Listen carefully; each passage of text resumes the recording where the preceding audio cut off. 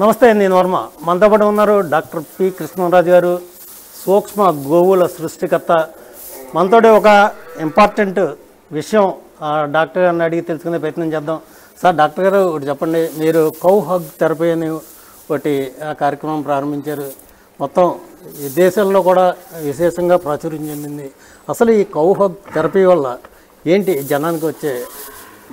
ఆవు గురించి సనాతన ధర్మంలో చాలా విషయాలు చెప్పారు. ఆవు యూరిన్ ఇలా ఉంటుంది, డంగ్ ఇలా ఉంటుంది, పాల్లో ఇన్ని ఔషధ గుణాలు ఉంటాయి, ఓవరాల్గా దీంట్లో మంచి మెడికల్ వాల్యూస్ ఉంటాయి. ఈ అందరూ చెప్పింది. కానీ మనం డిఫరెంట్గా చెప్పాలనే ఉద్దేశంతో దీని మీద బాగా స్టడీ చేసి రీసెర్చ్ చేసి కౌ హగ్ థెరపీ అనేది ఇంట్రడ్యూస్ చేయడం జరిగిందండి. ఇది స్టార్ట్ చేసింది 2013లో, కానీ వరల్డ్ రికార్డ్ చేసింది 2018లో చేసాం మనం ఇక్కడ.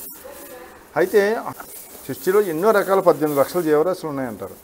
కానీ ఆవుని ఎందుకు హగ్ చేసుకోవాలంటే మన బ్రెయిన్ యొక్క హైయెస్ట్ ఎనర్జీ ఫ్రీక్వెన్సీ 7.8 మెగాహెర్ట్జ్. మన బ్రెయిన్ ఆ స్టేజ్కి వెళ్ళాలి అంటే మనం ఒక హిమాలయాల్లో కానీ డీప్ ఫారెస్ట్లో అంటే నిశ్శబ్దంగా ఉండే స్థలంలో డీప్ మెడిటేషన్, ఎంతో సాధనతో కూడిన మెడిటేషన్ చేస్తే దాన్ని తపస్సు అనేవారు. ఆ స్టేజ్లో కానీ బ్రెయిన్ మనకి ఆ స్టేజ్కి వెళ్ళదు. 7.8 మెగాహెర్ట్జ్ ఎనర్జీ ఫ్రీక్వెన్సీకి అనేది వెళ్ళదు. అంటే ప్రతి ఒక్కడికి వాళ్ళ లెవెల్స్ని బట్టి మనకు ఒక్కొక్క ఎనర్జీ ఫ్రీక్వెన్సీ ఉంటుంది.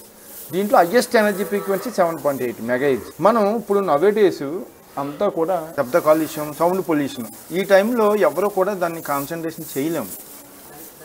అయితే ఆవు విడిసే గాలి వల్ల, ఆ ఉచ్ఛ్వాస నిశ్వాసాల వల్ల అది మన బ్రెయిన్ తీసుకొని మన బ్రెయిన్లో పిట్యూటరీ పీనల్ అనే గ్లాండ్ కొన్ని హార్మోన్స్ని, హ్యాపీ హార్మోన్స్ని కూడా సెక్రెట్ చేయటం వల్ల వెంటనే మన బ్రెయిన్ 7.8 మెగాహెర్ట్జ్ ఎనర్జీ ఫ్రీక్వెన్సీకి వెళ్తుంది.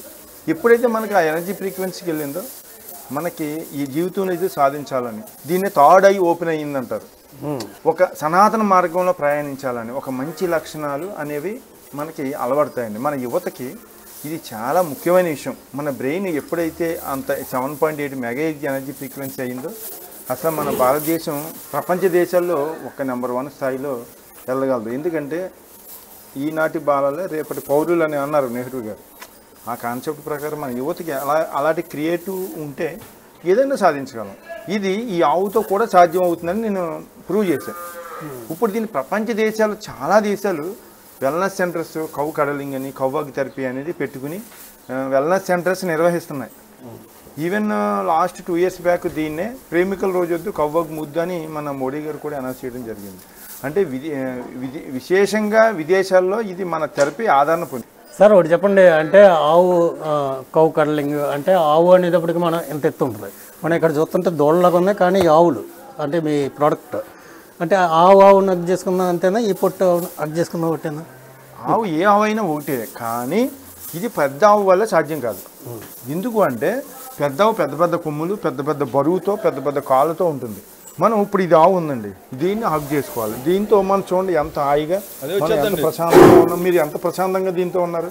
అంటే ఇది తొక్కుద్దని మీకు భయం లేదు, ఇది పొడుస్తుందని మీకు భయం లేదు, ఇది కొమ్ము మీకు గుచ్చుకుంటుందని భయం లేదు. ఇదే పెద్ద ఆవుతో అయితే మనకి సాధ్యం కాదు. అంటే మనకు ఒక టెన్షన్ వాతావరణం కూడుకుంటాము, అది పొడుస్తుందేమో, దాంతో మనం కాన్సన్ట్రేషన్ చేయలేం. అందువల్ల మన బ్రెయిన్ ఆ స్టేజ్కి వెళ్దాం. ఇది ఈ చిన్న ఆవులతో అయితే మనం ఈజీగా మనం రిసీవ్ చేసుకోగలం అనే ఉద్దేశంతో ఈ ఆవుల్ని, ఇది ప్రధానంగా ఇవి మనకు ఉపయోగపడతాయని మనం చెప్పవచ్చు.